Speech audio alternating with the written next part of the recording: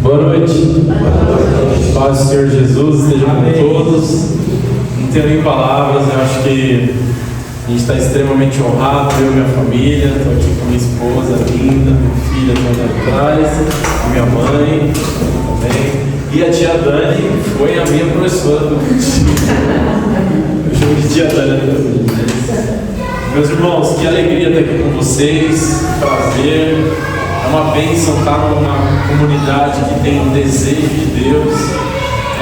Jesus nunca quis nada da gente, só o nosso coração, que é tudo. Ele não quis dinheiro, ele não quis o que a gente pode dar de bens financeiros, ele só quer o nosso coração. Ele disse para aquela mulher do poço: chegará um dia que os verdadeiros adoradores adorarão o Senhor em espírito e em verdade. Então, tudo que nós temos diante do Senhor no nosso coração, e que alegria de novo estar aqui. Eu agradeço imensamente a oportunidade, o Gabriel, uma feliz surpresa. Um dia eu estava no seminário, a gente estudou, eu estudei onde ele estuda hoje, e um dia ele chegou para mim e falou: você lembra de mim? Eu não lembro. Mas na hora que ele falou filho da tia Dani, eu falei: nossa, não acredito. Aí já veio o rosto na mente, e que alegria. Meus irmãos, vou compartilhar uma palavra com vocês. Se puder abrir o livro de Salmos, bem no começo, lá no Salmo 1, o famoso Salmo. Eu trago aqui um abraço da nossa igreja. A gente está muito perto de vocês aqui. Atravessou a ponte, praticamente do lado do Carrefour, aqui na Brasileira. Nossa igreja está ali. É a igreja Comunidade Evangélica Missão Manaim. Então eu trago um abraço do nosso pastor, também da nossa igreja. Salmo de número 1.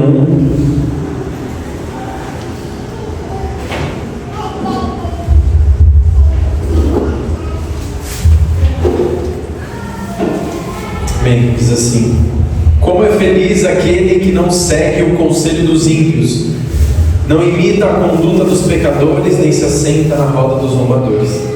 Ao contrário, sua satisfação está na lei do Senhor, e nessa lei medita dia e noite. É como árvore plantada à beira das águas correntes, dá fruto no tempo certo, e suas folhas não murcham.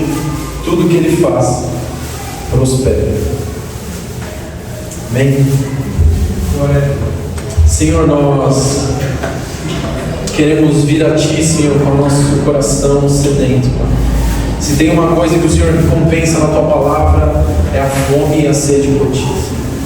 Então nós estamos aqui, Senhor, dispostos, Senhor, com corações disponíveis, Pai, para ser transformados, para sermos edificados, para construir dentro de nós homens e mulheres cada vez mais semelhantes a Ti.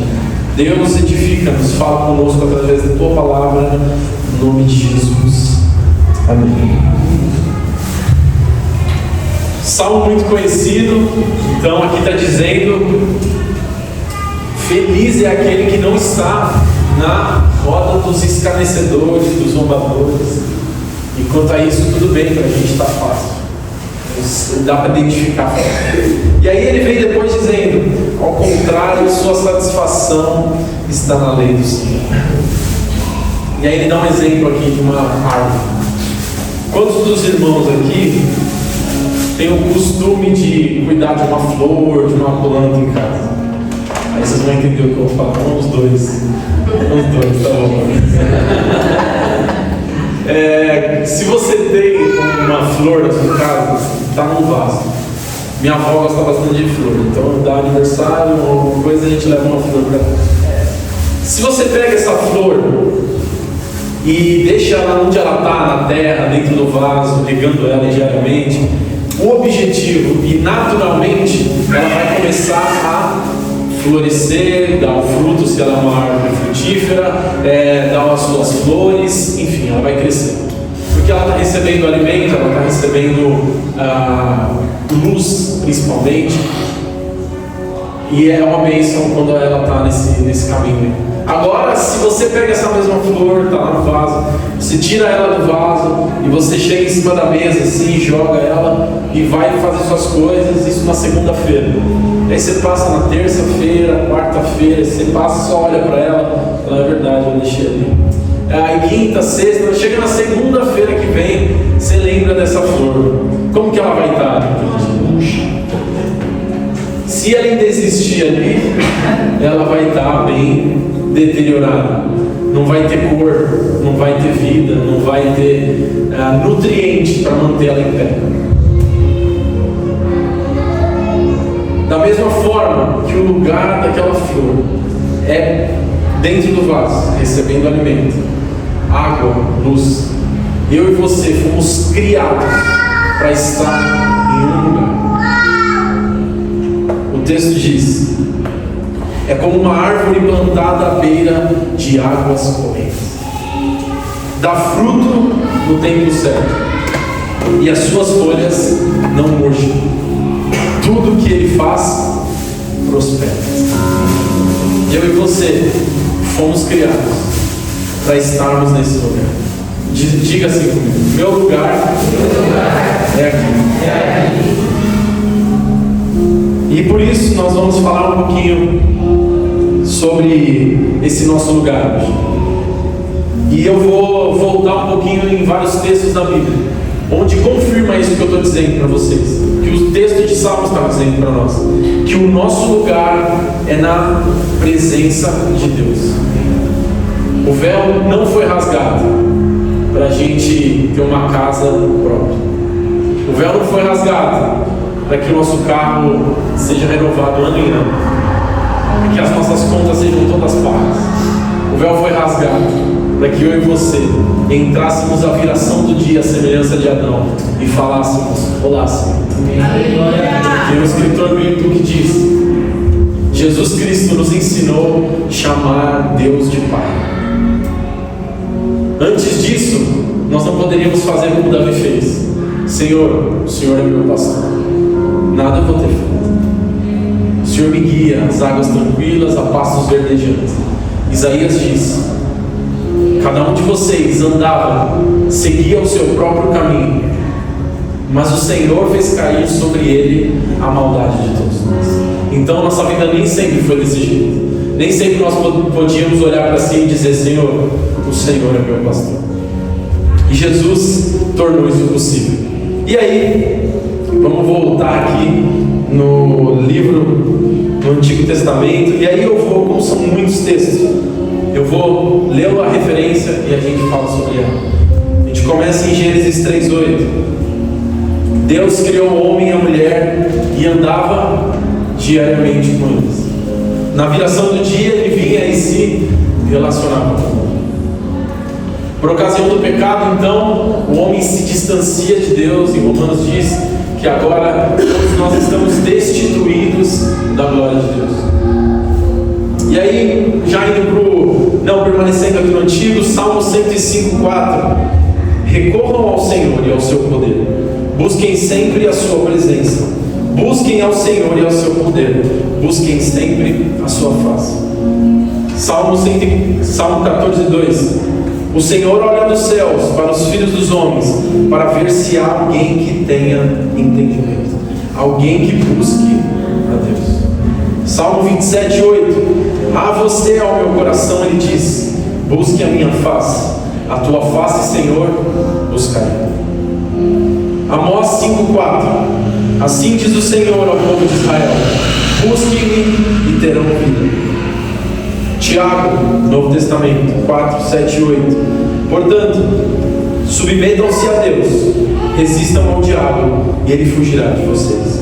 Aproximem-se de Deus e ele se aproximará de vocês.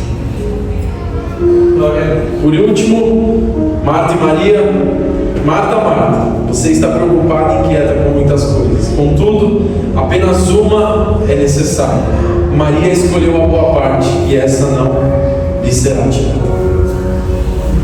Deus nos mostra do Antigo ao Novo que o desejo dele é estar perto de nós. O Cordeiro de Deus foi morto antes da fundação do mundo. Antes que eu e você orássemos, dessemos esmolas, fizéssemos qualquer coisa boa, Ele já nos amava. Nós amamos porque Ele nos amou primeiro. O que eu quero mostrar para vocês hoje, que se existe um lugar que nós temos que estar, é na presença de Deus. Os discípulos, quando chegaram para Jesus, não falaram assim: Jesus, mostra-nos como expulsar 20 demônios ao mesmo tempo. E depois disso, como fazer transformar a água em vinho. E depois disso, faz com que a gente ande sobre todas as águas aqui da região de Israel. Eles chegam para ele: Jesus, ensina-nos a orar. Eles viam que Jesus orava. Lá em Lucas diz: e Jesus passou a noite toda orando. Se tem um objetivo na nossa vida, é buscarmos Deus.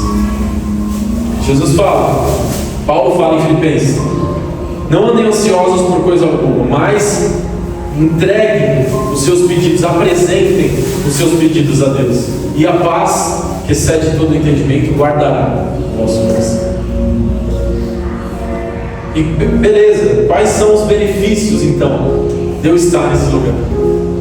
O primeiro e principal é que nós fomos feitos para esse lugar. Então, uma coisa que foi feita para estar em um lugar, ela está no melhor lugar quando ela está naquele lugar. Outro, nós começamos a nos parecer com Deus. É uma consequência da primeira coisa, que é buscar Ele. A gente começa a ficar parecido com Ele. Na Bíblia nos mostra o fruto do Espírito. São características de Deus que são comunicadas para nós. Uma vez eu e a Vi, a gente foi para uma viagem missionária em 2021, faz 3 anos, ali na Paraíba, no sertão da Paraíba, Nazarezinho mais especificamente. E aí, de manhã, os irmãos faziam um cuscuz, um suco de acerola da fruta, coisa de louco. E aí, beleza, conversando com os irmãos, a gente passou um dia, passou outro. E quem é de lá, ou conhece alguém que é de lá, muitas vezes na frase eles falam, você fala, vamos lá buscar alguma coisa, ele fala, pronto. Ele fica repetindo, pronto. Que é legal isso aí, então, fechou, beleza. Eles estão prontos. Vamos passando uns dias lá. Aí eu fui uma hora conversar com a Vi. Aí eu não sei o que lá, pronto. Ou seja, os poucos dias que ela passou se relacionando com aquele povo, características deles foram passando para ela. À medida que nós passamos tempo em relacionamento com Deus, começamos a fazer o que Ele faz. Jesus falou: eu só vejo o que eu só faço o que eu vejo o meu Pai fazer. Se Jesus fazia o que via Deus fazer e passava tempo em oração, qual será o segredo para nós? Passar tempo com Jesus. Nesse lugar nós vamos encontrar o lugar para qual nós fomos feitos, e é nesse lugar que nós vamos receber os nutrientes, a força, a fé, a graça que nós precisamos para viver. O que mais? Então, primeiro, nós começamos a nos parecer com Deus. E aí, quando eu falo isso, eu não estou dizendo, não, beleza, domingo eu estou lá na igreja, eu chego cedo e vou embora à tarde. Top. Segunda-feira, vai passando terça, quarta eu já esqueço que eu fui para a igreja, já estou meio... Então, quando nós olhamos para Jesus, Ele nos convida a diariamente nos aproximarmos dele. Não, mais para frente nós vamos falar que a oração vai ser essa ferramenta para que eu e você voltemos, ou a gente permaneça no lugar que a gente foi criado, no lugar que as raízes vão fundas e pegam o alimento que precisa. Segundo, então, primeiro nós começamos a nos parecer com Deus, e segundo, a gente começa a ser usado por Deus. O texto diz: dá fruto no tempo certo, e suas folhas não murcham. À medida que a gente anda com Deus, naturalmente nossa vida vai ser espelho de Deus. Você lembra muito bem, no meio de uma geração perversa, Noé, a Bíblia diz que andava com Deus. Não é porque nós somos dos atos que nós andamos, é porque nós andamos com Deus é que somos dos atos. Por muito tempo eu fiz parte de um grupo de dança lá da Jocum que ficava na nossa igreja, que chamava Kings Kids. E o lema era: conhecendo a Deus para fazê-lo conhecer. Uma vez eu vi o Davi lá, o pastor, dizendo: Jesus, primeiro ele diz: vinde a mim. Depois ele fala: ide fazer discípulos. Nós só vamos poder fazer discípulos quando nós nos chegarmos a Jesus. Aprendei de mim, que sou manso e humilde de coração. E aí, beleza?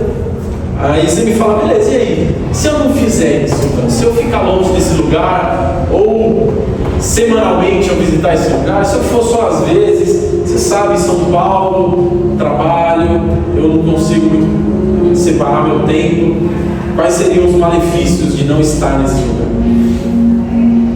Primeiro, nesse lugar a gente não tem direção.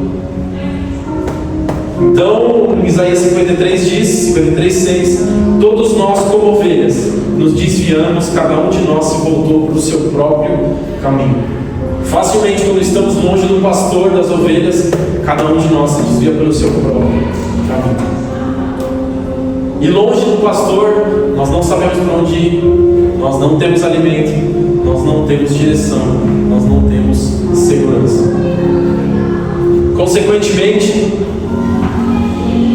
se de um lado a gente anda com Deus e fruto do Espírito gera dentro de nós, se nós não andamos com Deus, as obras da carne começam a aparecer no nosso coração. Gálatas diz 5: as obras da carne são manifestas: imoralidade sexual, impureza, devassidão, idolatria, feitiçaria, inimizades, desavenças, ciúmes, ira, egoísmo, dissensões, facções, inveja, embriaguez, orgias e coisas semelhantes a essas.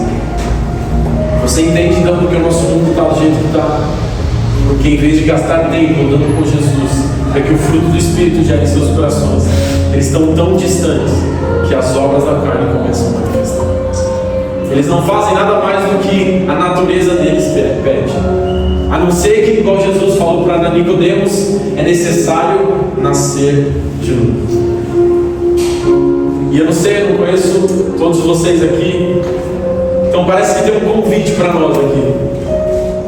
Um convite se você nunca entregou a vida a Jesus, mostrando que é nesse lugar que é onde nós nunca deveríamos ter saído. E um convite para você que já está, e reafirmar: Jesus, nunca deixe meus passos irem longe desse lugar. Atrai-me para esse lugar. No Antigo Testamento nós vimos que tinha um tipo de escravo que ele era liberto do seu senhor, só que ele não queria ir embora, e aí então se marcava a orelha dele, e eles ficavam conhecidos como escravos por amor. E a minha oração muitas vezes é essa: Senhor, prenda-me a Ti, porque eu sei o que o meu coração é capaz de fazer quando ele caminha para longe do Senhor.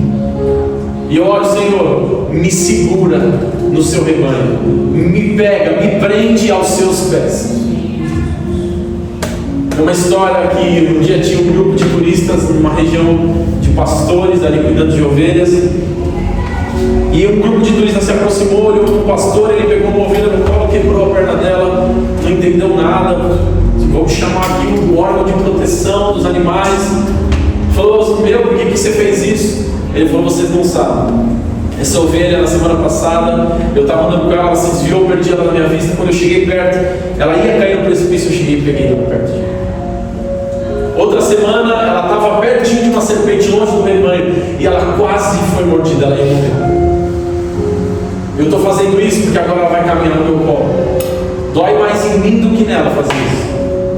O Senhor diz que disciplina, repreende aqueles que Ele ama. A correção é uma forma de amor.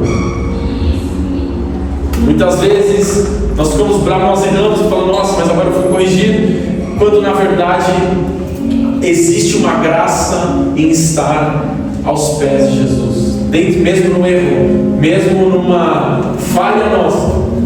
Jesus Cristo é um advogado junto ao Pai.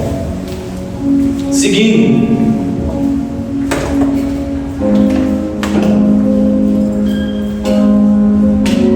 e aí você me pergunta, isso seria facilmente um tema de um grupo em casa, um GC, assim, que a gente tem na nossa igreja também, que seria eu abrir para todo mundo falando, pessoal, quais são as dificuldades de manter os nossos passos nesse lugar de oração, nesse lugar de relacionamento com Deus, num contexto igual ao nosso, numa cidade, num mundo tão veloz, onde a gente ganhou tempo para tanta coisa. Antes eles viajavam a pé, de cavalo, agora a gente vai de carro, de avião, mas só que a gente ganhou esse tempo e desperdiça ele. Nessa situação, nesse contexto nosso, quais são as nossas dificuldades de andar nesse lugar? Como a gente não está no GC, eu vou responder para você. Primeiro, eu falei para eu tenho vontade de escrever um livro sobre isso aqui. As distrações. Eu vou te falar que talvez o maior inimigo nosso são as distrações. Maior que Satanás, qualquer coisa, na vida prática, as distrações nos roubam de tanta coisa. Eu falei de Noé. Noé vivia no meio de um povo que fazia coisas que nós fazemos. Eles comiam, bebiam, se casavam e se davam em casamento. Essas coisas não são pecado, dependendo da forma que elas acontecem.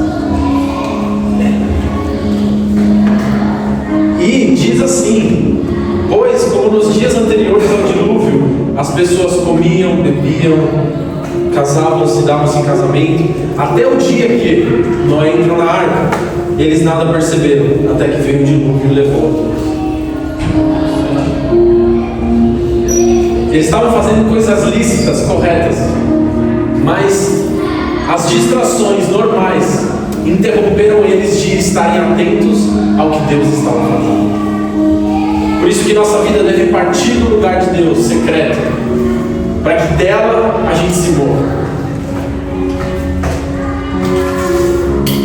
Então a gente tem dois tipos de pessoa hoje: aqueles que estão ocupados com as coisas da vida, cristãos ou não. Sabe, eu estou agora querendo realizar meu sonho, eu não quero ter tempo para filho agora, eu não quero ter tempo para fazer família, eu estou já focado aqui na minha carreira, seguindo ali meu objetivo.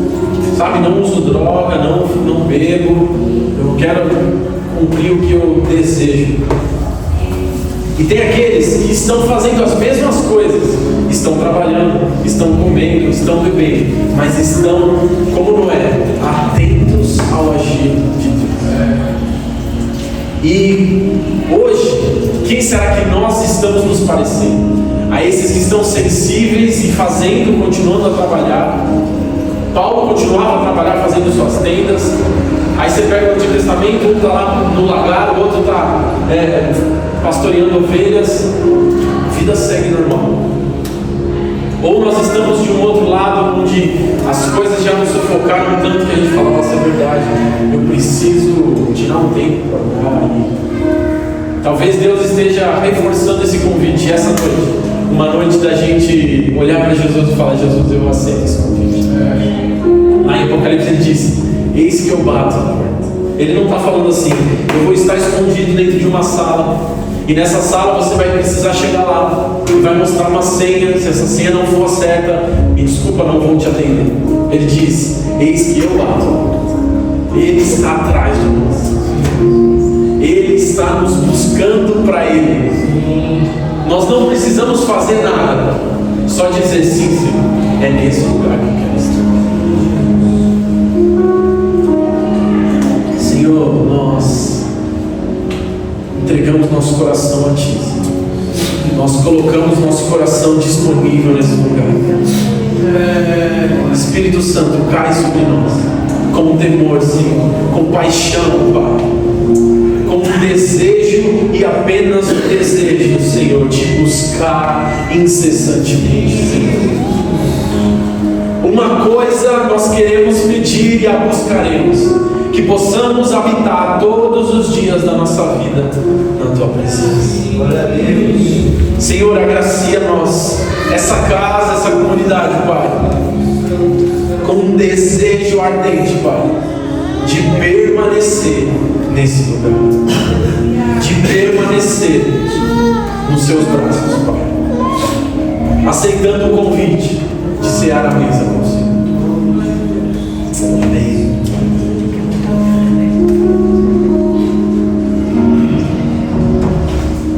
E aí, beleza, você fala, Gustavo, você me falou então que pode ser que eu esteja legal, pode ser que eu não esteja tão legal, e tem um convite aberto, não é nada difícil, é isso aí. E aí você me fala na prática, como que eu posso ir mais fundo? Como que eu posso fazer com que as águas subam a ponto de eu não conseguir mais controlar e ser controlado por Deus? Paulo diz em Gálatas 5,16: por isso digo, vivam pelo Espírito, e de modo nenhum satisfarão os desejos da carne. A forma de nós não respondermos aos desejos da carne é andando no Espírito. E quando ele fala a frase vivam no Espírito, é como se ele dissesse: vivam pela força do Espírito. Para que, vivendo na força do Espírito, as distrações não nos impeçam de viver nessa força, na força que Ele nos concede na sua presença. E é nesse lugar então que as nossas raízes encontram a fonte da vida. É nesse lugar que Davi deve ter encontrado e dito, que eu acabei de orar: mais vale um dia na sua presença do que 1000 em outro lugar. E aí então, indo para a parte prática, né? Como que eu firmo meus pés nesse lugar? Primeiro, a oração talvez seja a arma mais intencional de buscarmos a presença de Deus. No lugar da oração, como disse lá em Filipenses 4,6, ele diz: não andem ansiosos, apresentem os seus pedidos a Deus. Nós só não vamos andar ansiosos quando nós apresentamos. E eu não apresento esses pedidos quando eu estou despachando uma coisa no trabalho. Não, é quando eu separo o tempo, Senhor, eu apresento meus pedidos. Não estou dizendo que você não pode orar no dia a dia, é até bom que você faça. Mas Deus nos convida para separar o tempo. Jesus, Ele esperava que a gente fizesse isso. Ele não disse: se você for orar, Ele fala assim: olha, quando você for orar, vai no seu quarto, fecha sua porta. O seu Pai que te fez secreto, recompensa. Então, Jesus de novo está nos convidando. Olha isso, eu estava falando com a Viu. Deus nos vê. O seu Pai que te vê. Como que eu vivo uma vida comum, sabendo que meu Pai me vê? E aí, nem que isso precise que você ajuste no seu relógio 5 minutos mecanicamente. Você, como diz o pastor, você está lá, passou 1 minuto, abençoou os móveis, já orou pela família, amaldiçoou os insetos que estavam por ali na sala. 3 minutos. Nem que você fique uns 5 minutos esperando lá, parado, ouvindo um louvor, permaneça nesse lugar. Aconteceu isso comigo quando, ali pelos meus 18 anos, Deus me pegou de jeito. Eu comecei a cravar alguns momentos em oração e eu precisava cumprir aquele momento. Aquilo se tornou mecânico e depois, de algum momento, isso se tornou natural, a ponto de você desejar voltar para aquele lugar. Então, primeiro, oração. E segundo, jejum. Cara, se eu for falar para vocês o quanto eu queria ter descoberto o poder, a graça que existe no jejum há, 11 anos atrás. Deus me pegou em um processo no final do ano passado, e ali eu aprendi a potência que existe em nós jejuarmos frequentemente. Se você pega os livros mais antigos da tradição cristã, que é o Didaquê, depois você procura, lá está escrito uma orientação para que os discípulos jejuassem 2 vezes por semana. Em algum momento isso se perdeu na nossa cultura, e se eles orientavam isso, entendemos que tinha um propósito, uma necessidade muito especial.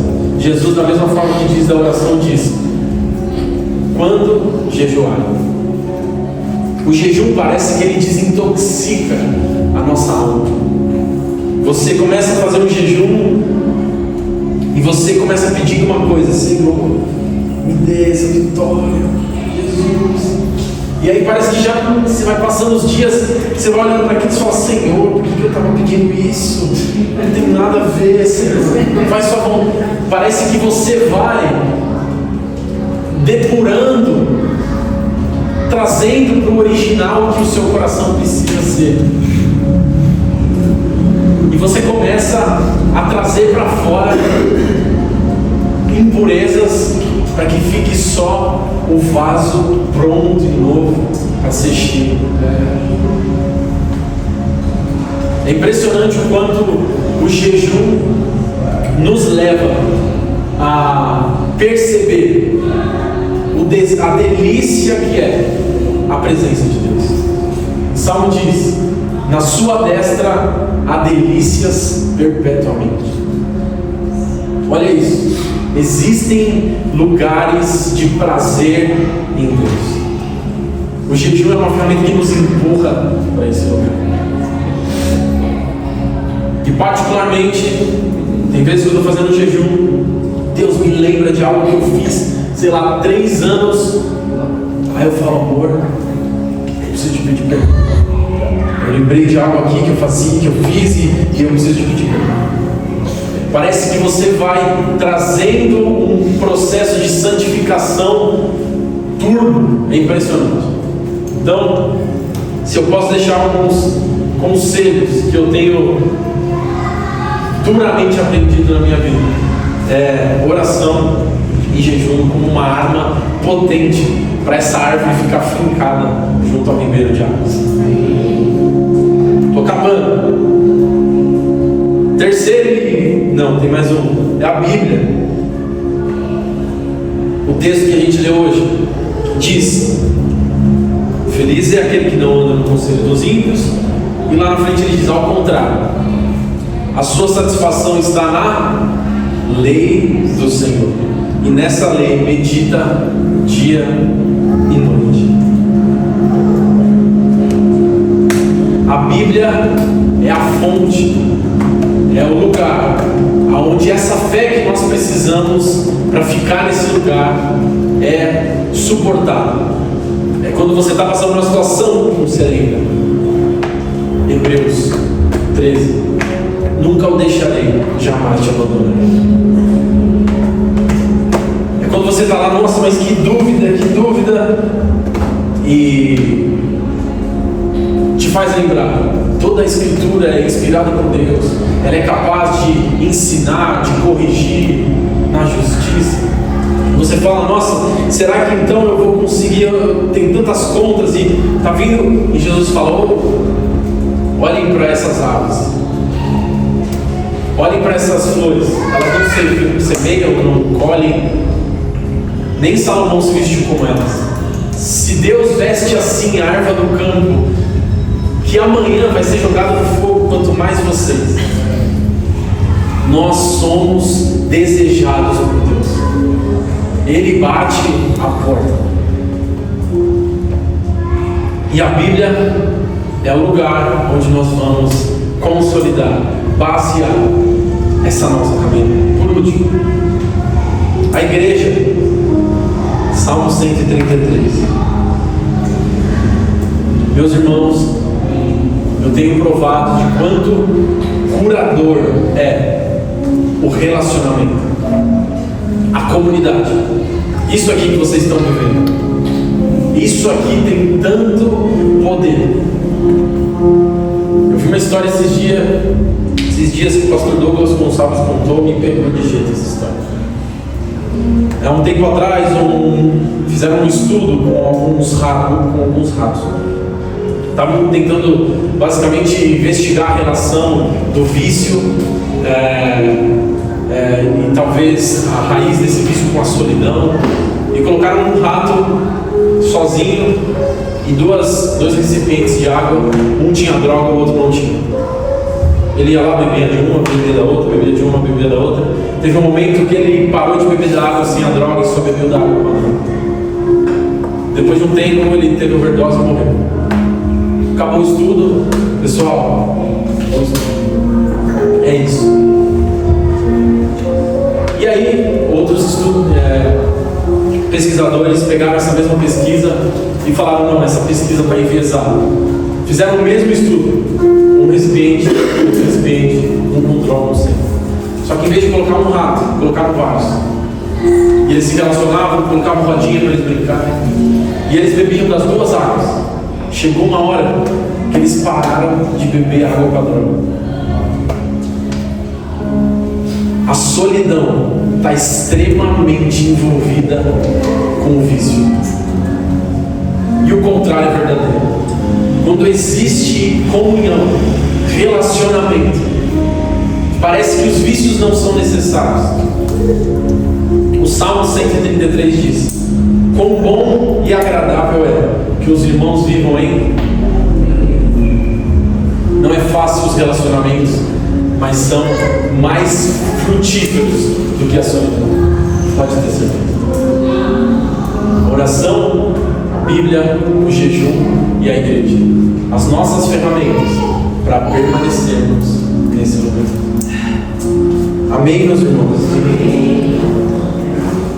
Eu estou praticamente terminando.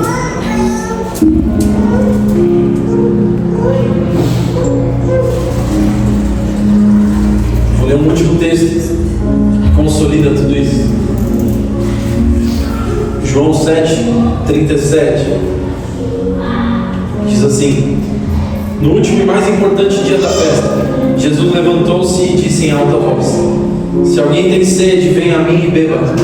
Quem crer em mim, como diz a Escritura, do seu interior fluirão rios de água viva. Ele estava se referindo ao Espírito, que mais tarde receberia os que nele crescem. Até então, o Espírito ainda não tinha sido dado, pois Jesus ainda não fora glorificado. Quem crer em mim, do seu interior fluirão rios de águas vivas. Será que tem alguém aqui hoje que está desejoso e dizendo: Jesus, me traz para esse lugar? Já vou passar o microfone. Eu peço que, se você puder, fique de pé.